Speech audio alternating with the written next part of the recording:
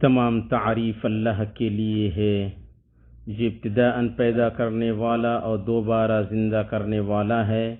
وہ جو کچھ چاہے کر گزرنے والا ہے، وہ رات کو دن پر اور دن کو رات پر لپیٹنے والا ہے۔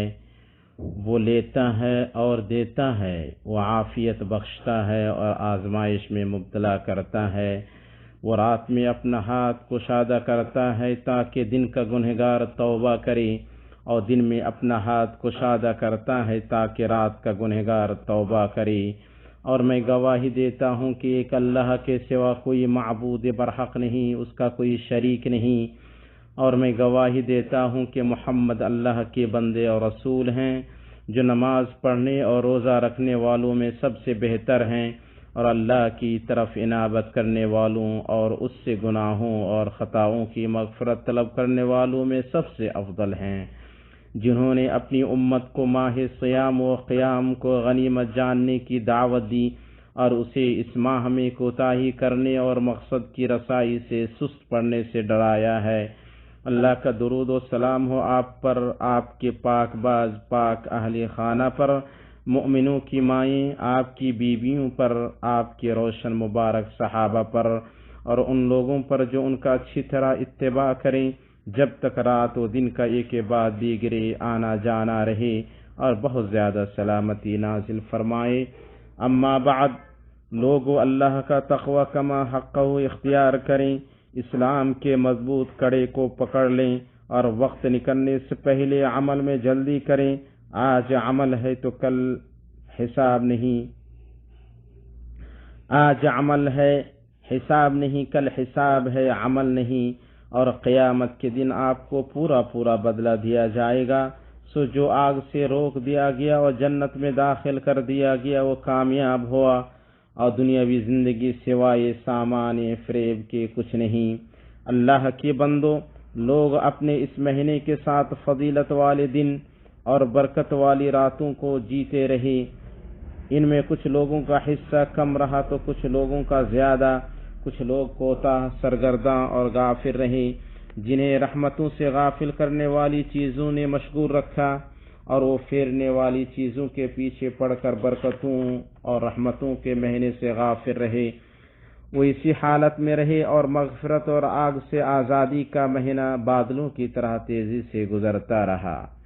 چنانچہ مبارکباد اس کو جس کا سودا منافع بخش رہا اور قبولیت اور بخشش سے سرفراز ہوا، اور ناکامی اس کے لیے جس کا سودا نقصان دے رہا، اور وہ ناکامی اور محرومی ہاتھ لگنے کے بعد رسوا ہوا۔ سنو، ماہ رمضان اور رخصت ہونے کو ہے، اور اس کے فضیلت والے شب و روز ختم ہونے والے ہیں۔ وہ جلدی ختم اور روپوش ہونے والا ہے۔ اس کے فراق اور جدائی کے لمحوں میں وہ سوز ہے جو اس سے عاجزی کرنے والوں کے گلے پھنسنے لگتے ہیں۔ عبادت کرنے والوں کی آنکھیں اشکبار ہوتی ہیں، اور توبہ کرنے والوں کے دل غمگین ہوتے ہیں۔ ہاں اللہ کے بندو، رمضان نے اپنی کوچ کا اعلان کر دیا ہے۔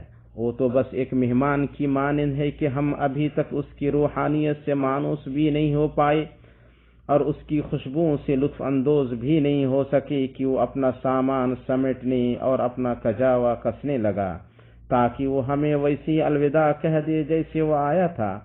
فراق کتنا مشکل ہے، اور جدائی کتنی کڑوی ہے۔ کاش معلوم ہوتا کہ ہم میں سے کامیاب کون ہے اور ناکام کون، ہم میں سے مقبول کون ہے اور مردود کون۔ اے اللہ تو رحم کر۔ اے اللہ، اس کے رخصت ہونے کا وقت قریب ہونے اور اس کے دن و رات کے ختم ہونے سے ہمارے دل جو ٹوٹ گئے ہیں تو انہیں جوڑ دے۔ لوگ باہم رمضان کی آمد کا چاند دیکھ رہے تھے کہ اب وہ اس بات کے قریب ہو گئے ہیں کہ اس کے جانے کا چاند دیکھیں۔ کل ہم اس کا استقبال کر رہے تھے اور ایک دوسرے کو اس کے نمودار ہونے کی بشارت دے رہے تھے، اور آج ہم اس کو رخصت کر رہے ہیں جبکہ ہم اس کی رخصت سے ڈرے ہوئے افسردہ خاطر ہیں کہ اس کی خوشبوئیں سکڑ گئی ہیں۔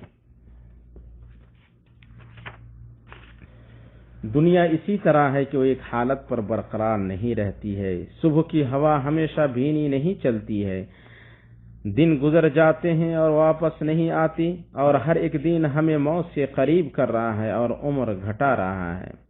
نیک بخت وہ ہے جس سے ان کا گزرنا اس کے خالق سے زیادہ قریب کرے اور اسے ناراض کرنے والی چیزوں سے دور رکھے، اور اس کے اس یقین میں اضافہ کرے کہ یہ گزرگاہ ہے، قرارگاہ نہیں۔ اور ان میں طاعتوں کے موسم اس بازار کی طرح ہیں جس کے دروازے پورے کھلے ہوں اور بھلائیوں اور برکتوں سے معمور ہوں۔ اس میں منافع پانے والا شادمان ہوتا ہے اور گھاٹا اٹھانے والا ٹوٹ جاتا ہے۔ توفیق یافتہ کامیاب وہ ہے جس نے ماہ رمضان کو طاعتوں کے میدان میں سبقت آرائی کا آغاز بنایا، اختتام نہیں، اور ہر میدان کا آغاز و اختتام ہے، اور منافع اختتام کے وقت ہے، اختتام پر انعامات کا حصول معتبر ہے، چنانچہ اس منافع کی کوئی حیثیت نہیں جو گھاٹے کے ساتھ ختم ہو، اور اس گھاٹے کا کوئی اثر نہیں جو منافع کے ساتھ ختم ہو۔ حقیقت میں کامیاب وہ ہے جو ڈرے اور رات میں جلدی روانہ ہو جائے، اور جو جلدی روانہ ہو گیا اس نے منزل کو پا لیا۔ منزل کو نہ وہ شخص پا سکتا ہے جسے مہینے کے باقی دنوں میں پھیرنے والی چیزوں نے مصروف رکھا، اور نہ وہ شخص پا سکتا ہے جس نے کثرت سے ادھر ادھر نظر دوڑایا اور خوابوں کے لگاتار فضول تتبع میں شب قدر سے غافل رہا، کیونکہ جس نے اپنے آپ کو خوابوں میں مگن رکھا وہ بیداری سے فائدہ اٹھانے سے غافل ہوگا۔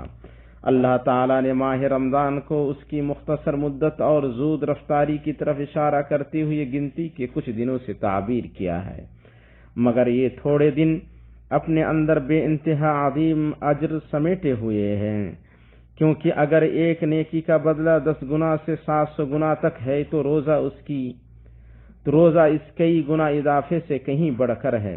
اور ایسا کیوں نہ ہو جبکہ اللہ تعالیٰ نے اس کا اجر اپنے ذمے لے لیا ہے۔ صحیح حدیث میں ہے کہ نبی صلی اللہ علیہ وسلم نے فرمایا، اولاد آدم کے ہر عمل کا بدلہ 10 گنا سے 700 گنا تک بڑھا دیا جاتا ہے۔ اللہ عز و جل نے فرمایا، سوائے روزہ کی وہ میرے لیے ہے اور میں ہی اس کا بدلہ دوں گا۔ سو اے اللہ کے بندو، توفیق یافتہ وہ ہے جس نے وقت نکلنے سے پہلے جلدی کی اور توبہ کو اپنا مسک ختام اور ختام مسک بنایا، کیونکہ اعمال کا اعتبار ان کے انجام پر ہے، اور توبہ اپنے سے پہلے گناہوں کو مٹا دیتی ہے۔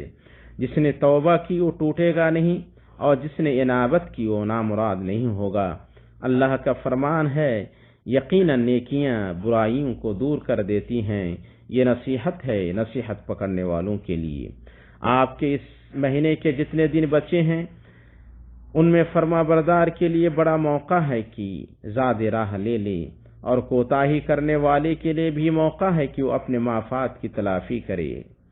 جو گزر گیا وہ نکل گیا، اور جس کی امید ہے وہ غائب ہے۔ ہوشیار کے ہاتھ میں وہی گھڑی ہے، ہوشیار کے لیے وہی گھڑی ہے جس میں وہ جی رہا ہے۔ چنانچہ وہ اپنی صحت سے اپنی بیماری کے لیے اور اپنی زندگی سے اپنی موت کے لیے لے لے، کیونکہ وہ دنیا میں ایک اجنبی یا مسافر کی طرح ہے۔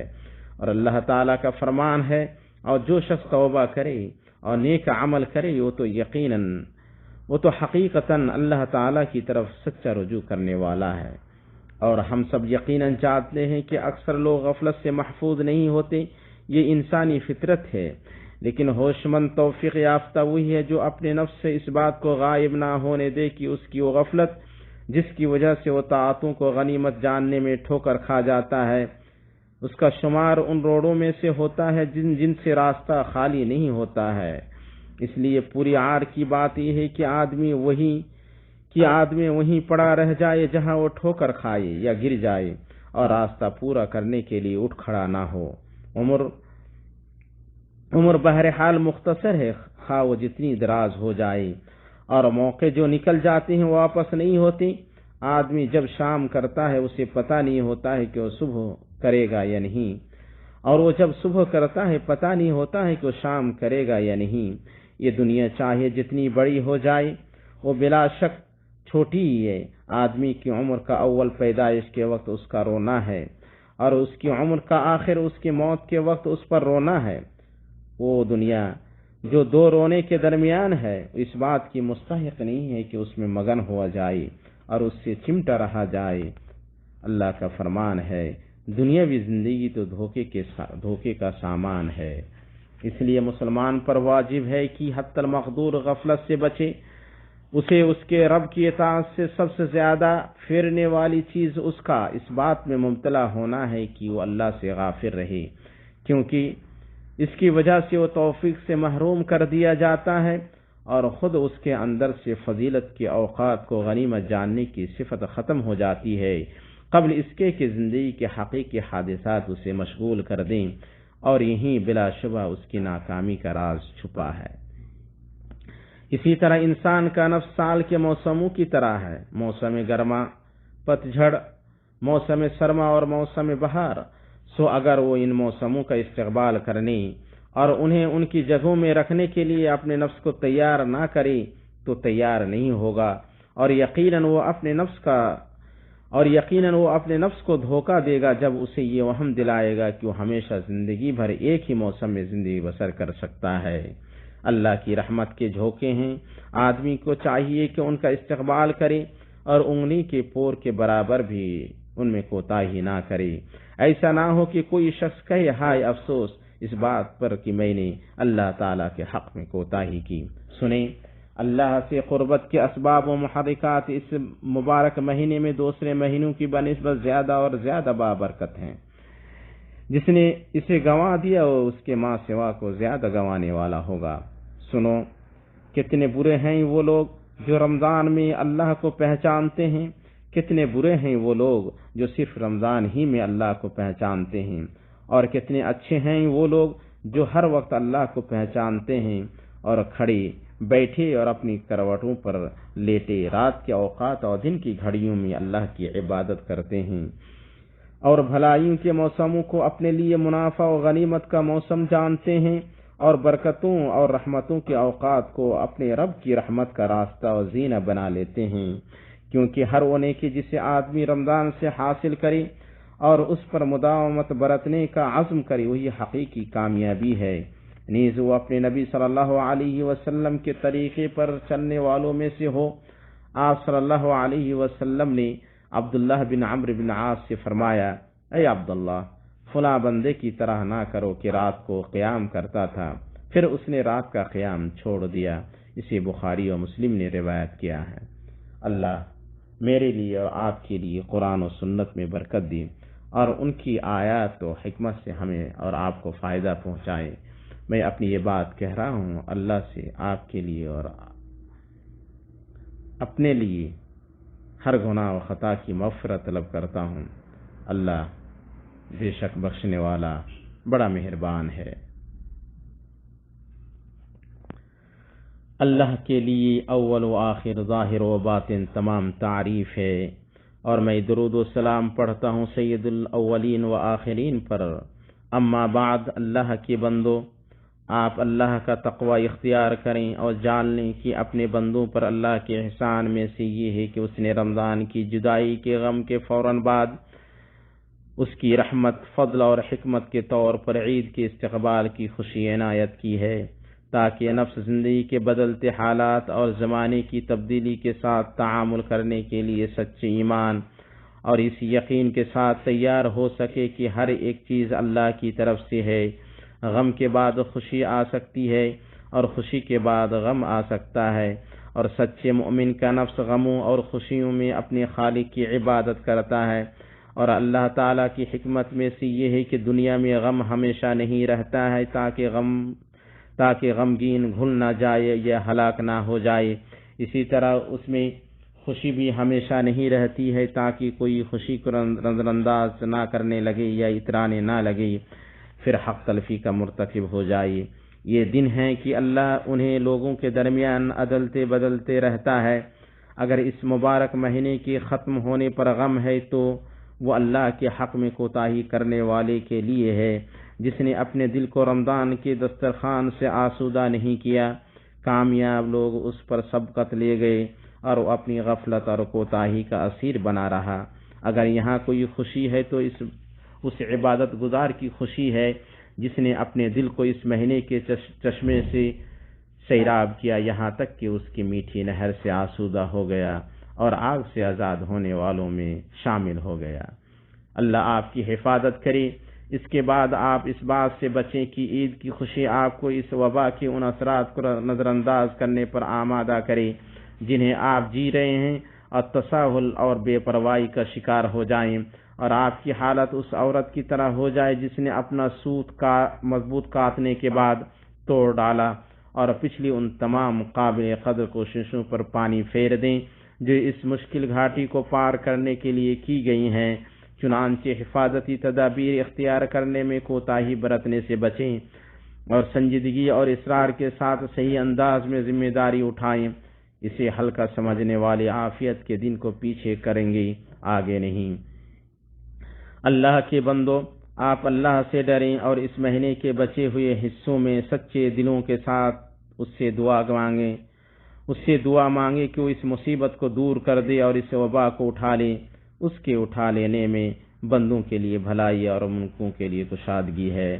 پھر آپ جان لیں، اللہ آپ پر رحم کرے کہ اللہ نے آپ پر صدقہ فطر آپ کے دلوں کی پاکی اور آپ کے خالق کے شکرانے کے لیے فرض قرار دیا ہے۔ سو آپ مرد، عورت، چھوٹے بڑے اور جن کا خرچ آپ اٹھا رہے ہیں ان سب کی طرف سے ویسے ادا کریں جیسے وہ آپ پر فرض کیا گیا ہے۔ صدقہ فطر ان چیزوں میں سے ادا کیا جائے جنہیں لوگ کھاتے ہیں۔ ابو سعید خدری رضی اللہ تعالی عنہ سے روایت ہے، انہوں نے کہا، ہم نبی صلی اللہ علیہ وسلم کے زمانے میں عید الفطر کے دن طعام یعنی کھانے میں سے ایک سا نکالتے تھے، اور ہمارا کھانا تھا جو، کشمش، پنیر اور کھجور۔ اسے امام بخاری و مسلم نے روایت کیا ہے، اور اس میں چاول وغیرہ جو لوگوں کی خوراک میں سے ہے شامل ہے، اور یہ کھائی جانے والی چیز جتنی اچھی ہوگی اتنا افضل ہے۔ اللہ تعالیٰ نے فرمایا، جب تک تم اپنی پسندیدہ چیز سے اللہ کی راہ میں خرچ نہ کرو گے ہرگز بھلائی نہ پاؤ گے۔